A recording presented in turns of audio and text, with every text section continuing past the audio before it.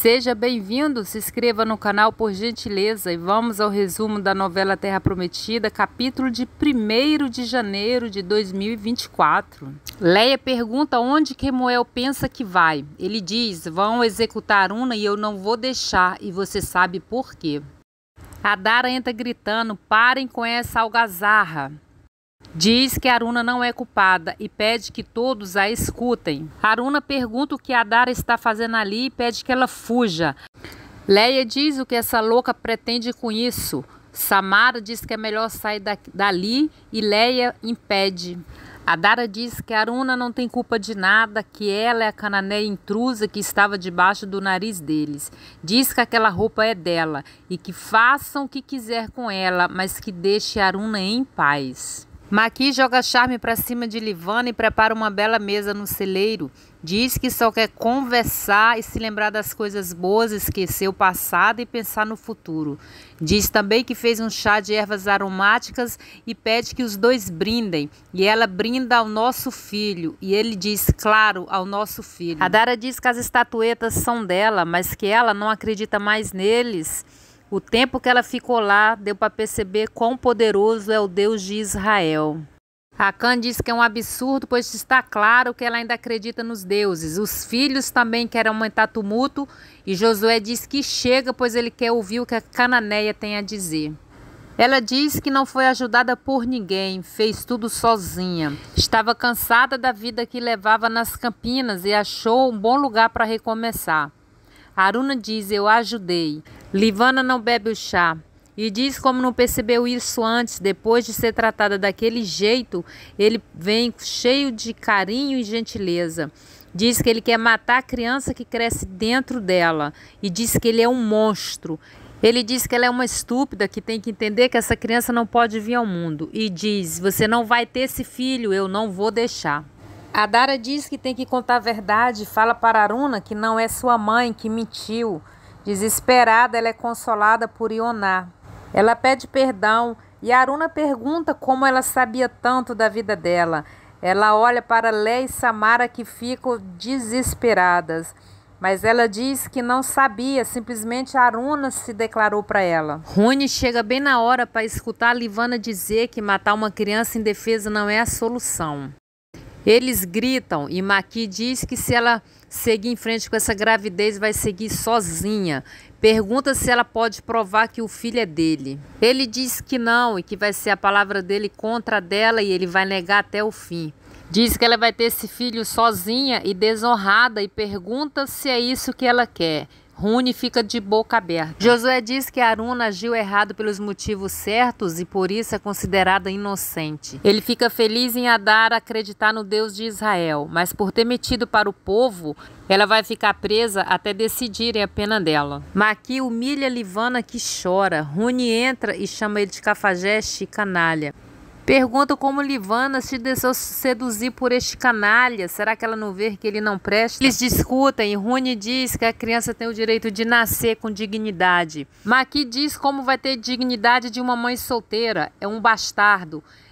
Rune parte para cima dele e bate nele e joga ele no chão. Liora leva Tibá para o quarto. Sando e Raabe se escondem debaixo da cama e escuta Tibá falar que é louco por Raabe. Ele diz que se algum homem se apaixonasse por ela, ele mataria. Mas Sando é seu filho, a pessoa que ele mais ama. Deita e fica falando que ama Sando e Raabe. E os dois debaixo da cama. Rune e Maqui brigam. Maqui vai embora e Rune tenta consolar Livana. Ela agradece por ele tentar ajudá-la, pede perdão a ele e diz que o compromisso deles está desfeito e ele pode arrumar uma mulher digna dele. Tibá adormece e Liora acompanha Sando e Raabe até o esconderijo dos lagartos gosmentos. Boan vai até Darda e diz que está preocupado com Sama e pergunta se está tudo bem com ela e o bebê. Darda diz que não tem nada para falar e que ele converse com sua esposa, pois os dois se amam e tem certeza que vão enfrentar o que tiver que enfrentar. Ele diz que assim fica preocupado. Liora volta para o quarto, Tibá acorda e agarra ela pelo pescoço e diz que ela é a melhor amiga de Raabe e que ela sabe onde ela está. Liora disse que não sabe, não quer entrar em encrenca, e ele disse que se ela estiver mentindo para ele, ela vai pagar caro. Ele sai e ela diz: maldito, tu vai pagar caro por tudo isso que está fazendo. Haruna e Quemuel conversam sobre a Dara e ela diz que não entende porque ela fingiu que era mãe dela, e diz que o pior foi ter terminado com Josué por causa disso. Josué entra na hora e diz que foi conversar com eles. Diz que entende que a Dara salvou a vida de Quemuel e que fingiu que era mãe de Haruna, mas que não entende é porque eles esconderam dele, afinal ele é o líder de Israel. Quemuel diz que pensou que Josué não fosse entender, mas que eles agiram errado e pede desculpas. E Haruna pede para ficar sós e conversar com Josué. Quemuel se retira para o quarto e pede que eles fiquem à vontade.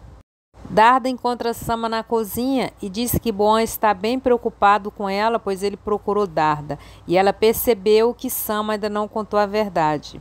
Sama pergunta o que ela falou. Ela disse que nada demais, só sugeriu que os dois conversassem. Mas diz que ela não pode continuar com essa farsa, pois não é justo com o marido dela nem com ela. E diz que ela acabou também se envolvendo e está sendo conivente. Sama diz que não sabe como contar, pois tem medo de perder seu marido e seu casamento. Darda diz que é isso que vai acontecer se ela continuar com essa mentira.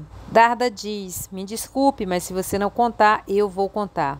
E Sama diz que vai fazer o que é certo, mas ainda pergunta se não tem um jeito ou um remédio para que ela possa ter filhos. Darda diz que o único remédio agora é a fé, pois Deus pode tudo, o homem só pode até um certo ponto. Sama diz que a fé dela não é lá grandes coisas, e Darda diz que Deus não se importa com ontem, só com hoje. Se até hoje ela não teve fé, mas se a partir de agora ela terá, Deus assim vai agir. Darda conta a história de Sara, que teve Isaac aos 90 anos.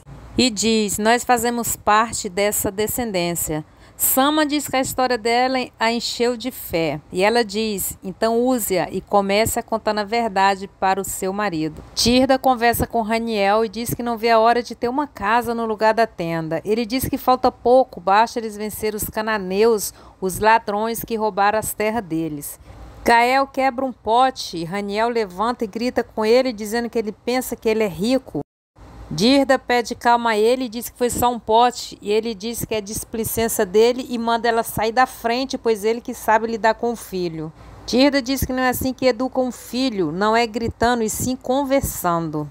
Ele manda Gael ir para o quarto e só sai de lá quando ele mandar, e diz que não tem como conversar com ele, já que ele é quase mudo e não troca duas palavras. Raniel diz que Gael não serve para nada e Tirda está deixando ele pior. Ela diz que não entende como a relação dos dois são desse jeito, já que são pai e filho e teria que se amar.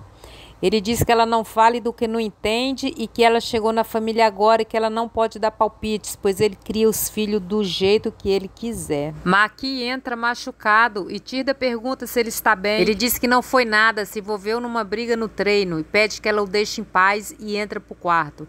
Ela se vira para Raniel e ele diz: é melhor você não falar nada. Se você gosta da novela, eu peço a gentileza de se inscrever no canal e ativar o sino de notificação. Participe comigo deixando um comentário. Até o próximo vídeo.